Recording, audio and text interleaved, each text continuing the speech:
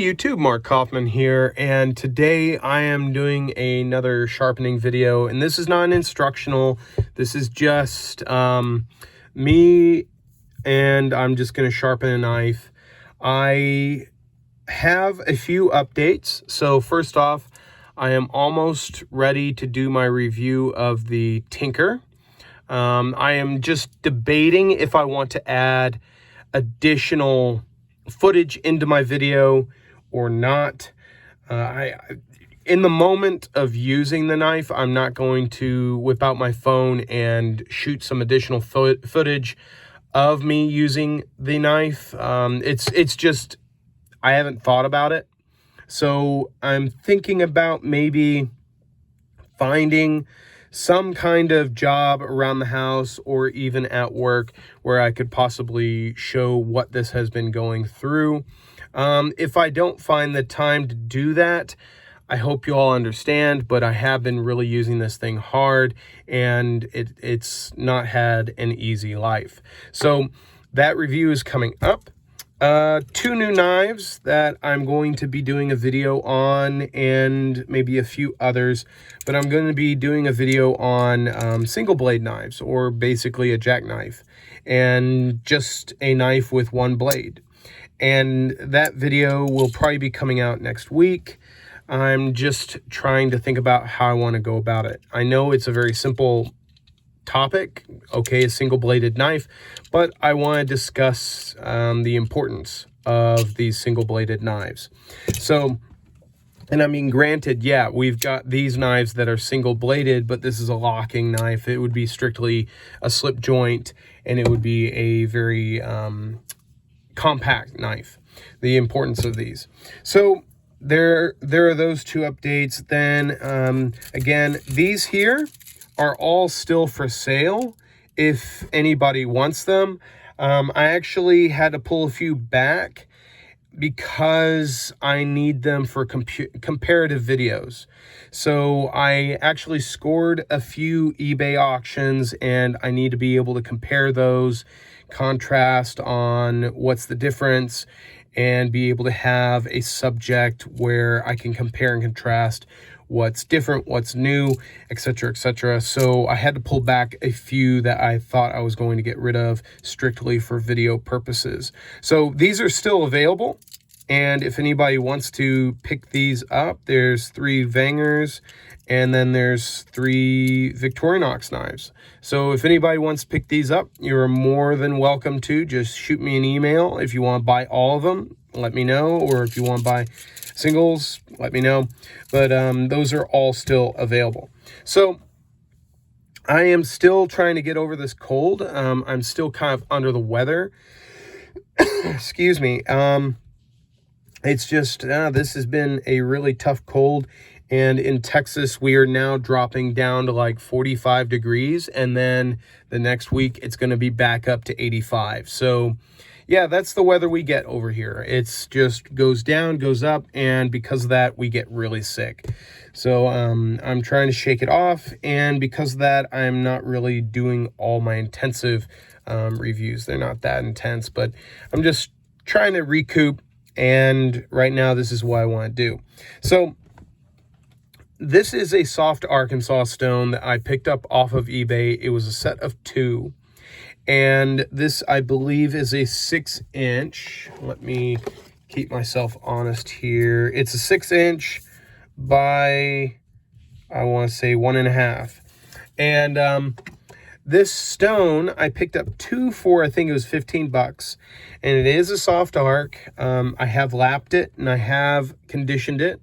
It's got a little bit of a burnish to it, but not too crazy. I mean, you can barely even see that. It may be on the reverse side where I did most of that.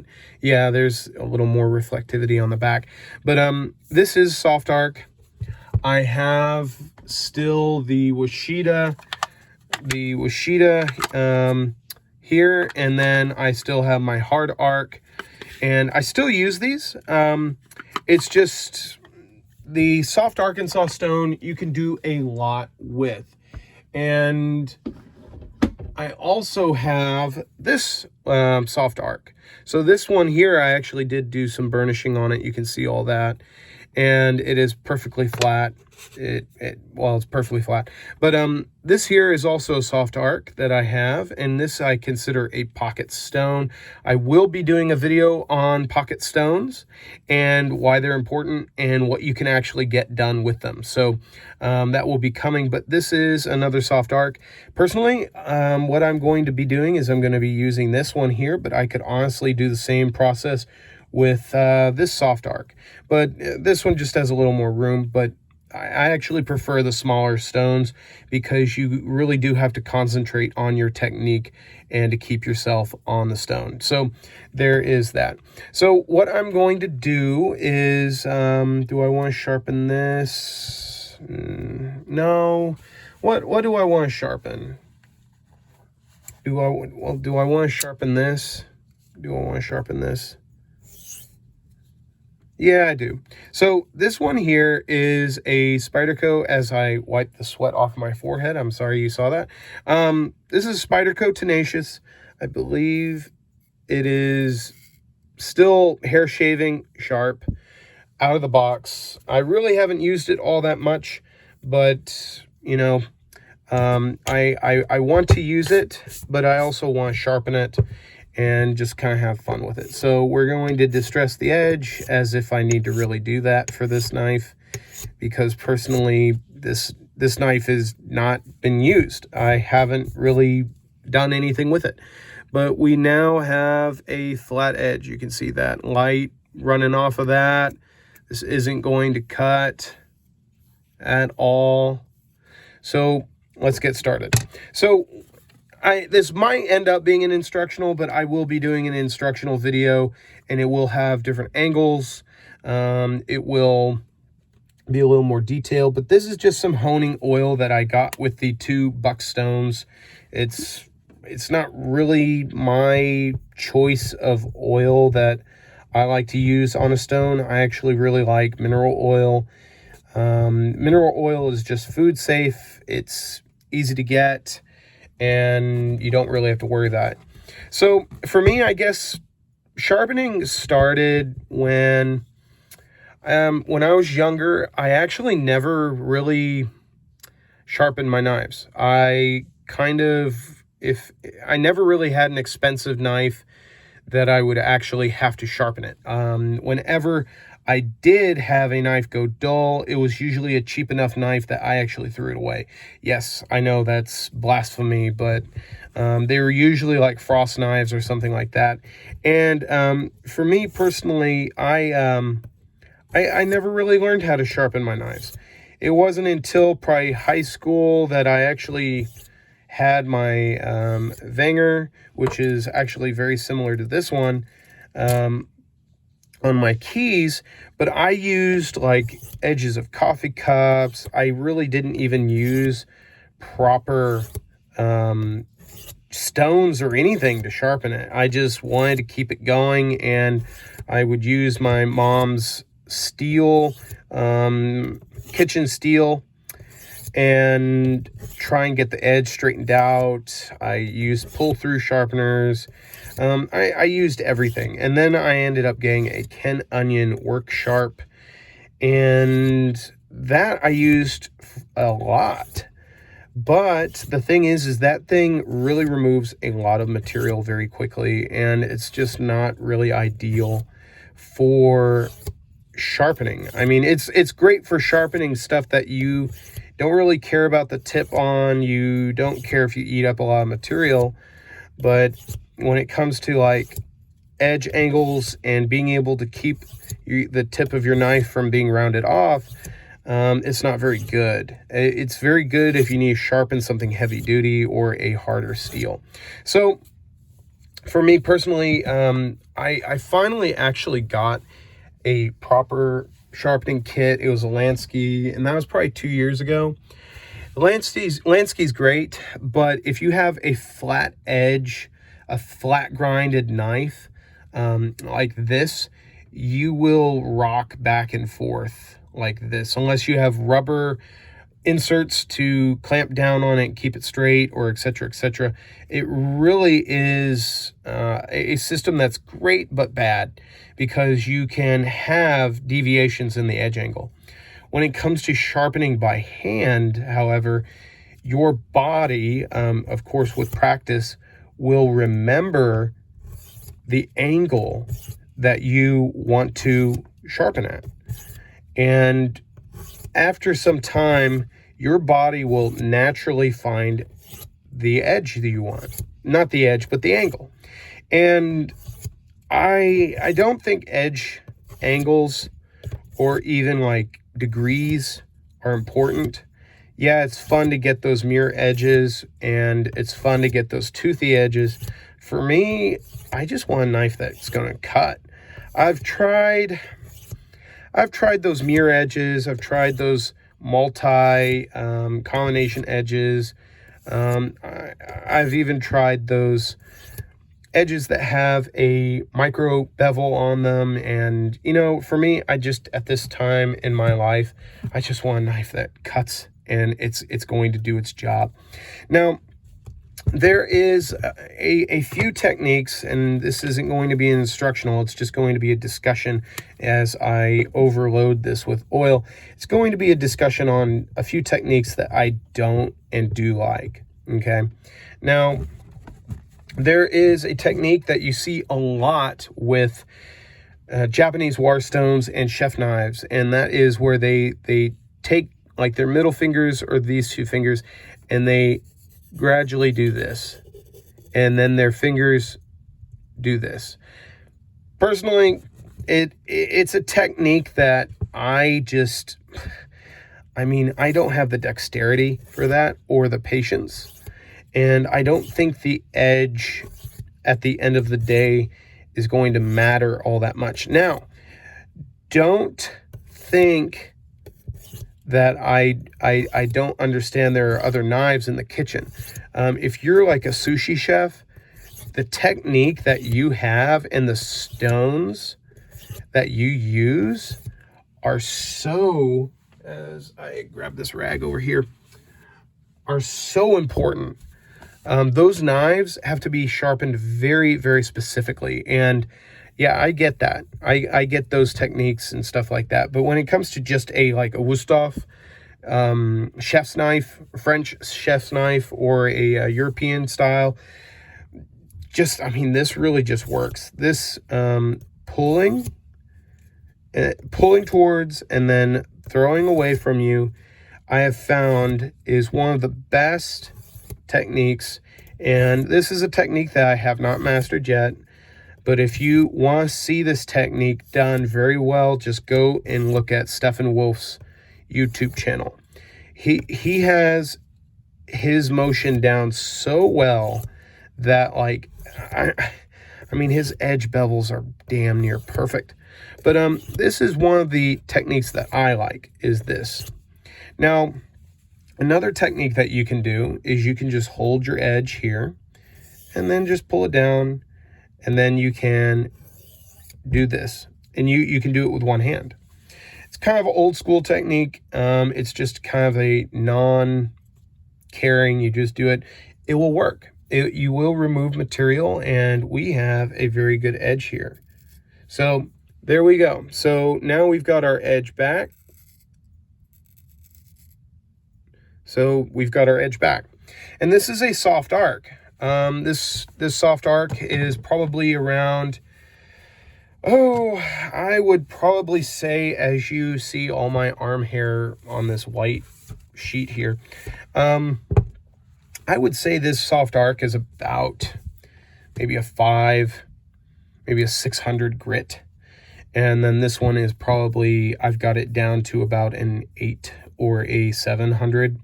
But as you can see, it's been 15 minutes. And not even all of that time was spent with actual sharpening.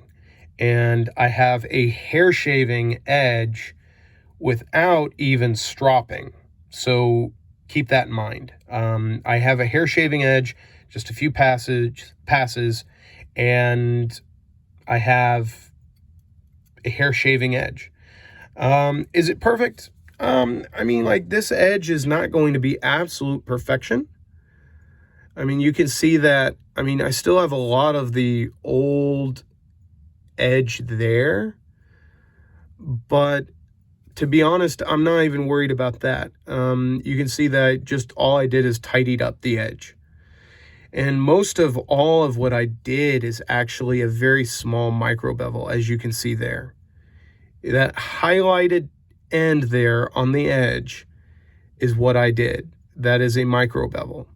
And I know it didn't really look like I was setting a micro bevel, but when you get used to sharpening, you can feel where the original edge is, and then you just raise it just a little bit, and there you've got it. But I'm just going to keep going here, primarily because this is very relaxing for me, and I think I can tidy up the edge just a little bit more. But so there is that. You can do this. It's kind of gimmicky, but I've seen people take the stone like this and then just drag the knife, and then take the stone and then drag the knife at the angle they want. Sure, I mean, you can do that as well, but is it going to yield a good angle because you are accommodating this, your room here? You are going to be worrying about running it into whatever surface you have. You're not going to get a perfect angle on that. Personally, one of the techniques that I liked when I was starting is you start like this, and then you go back and forth, back and forth, back and forth. Now, that was a technique that I really, really liked because you can see where your tip is going. You can see where it ends on the stone. You could see where you begin on the stone. And of course, you don't want to roll off like that and mess up the tip of the knife, but you can see everything that's going on. And you can really observe how things are changing on the stone and possibly on the knife. Now, I don't know about you, your eyesight might be different than mine, but for me personally, I can see a burr when I pull off the blade and look at it. I can see the burr. Sometimes you have to take it under magnification to do that, but I mean, just by looking at it, I can see it. And you can also feel it. Now, a lot of you guys have been commenting, please stop touching the edge of your knife. It's sharp.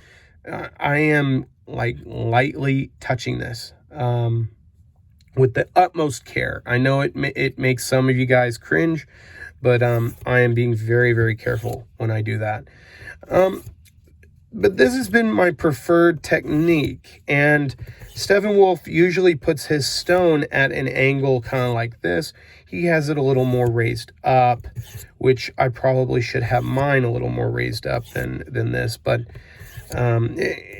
it needs to have enough height to be able to clear your hand and clear the stone, and that is the most important thing. Now, a question may arise, do I need to get a soft arc or do I need to get a synthetic stone? Which one would you prefer, or which one do you think you would suggest before I get those comments? Personally, I like these natural stones. They're very cheap. I mean, heck, I paid less than 15 bucks for both of the stones that I have. This is just one. The other one's exactly like it with some differences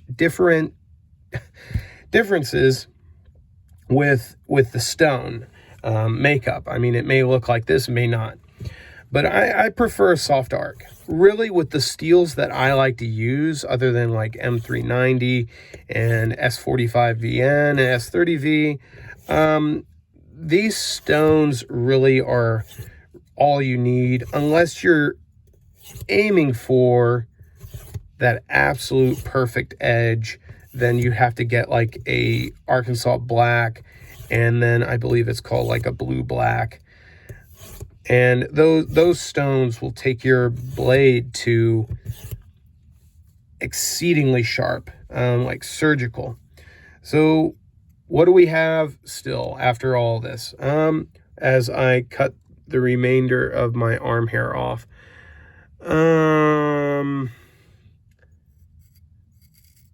We still have a shaving blade.